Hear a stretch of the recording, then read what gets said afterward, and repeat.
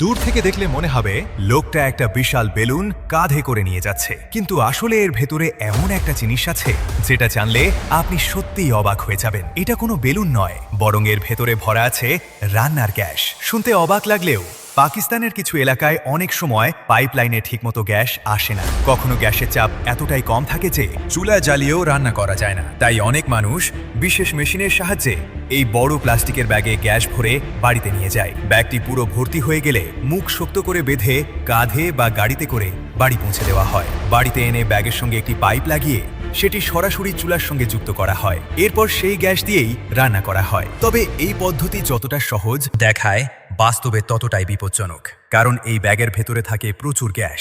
যদি কোথাও সামান্য ছিদ্র হয়ে যায় অথবা আগুন, সিগারেট কিংবা ছোট্ট কোনো স্পার্কের সংস্পর্শে আসে, তাহলে মুহূর্তের মধ্যেই বড় দুর্ঘটনা ঘটতে পারে। এমনকি গরমের সময় ব্যাগের ভেতরে চাপ বেড়ে গেলেও বিপদের আশঙ্কা থাকে। তারপরও অনেক পরিবার বাধ্য হয়ে এই ঝুঁকি নেয়, কারণ তাদের কাছে রান্নার জন্য আর কোনো সহজ বিকল্প থাকে না। ভাবুন তো, আপনাকে যদি প্রতিদিন এভাবে গ্যাস বাড়িতে নিয়ে এসে রান্না করতে হতো, তাহলে কি আপনি সেই ঝুঁকি নিতেন? কমেন্টে অবশ্যই জানান।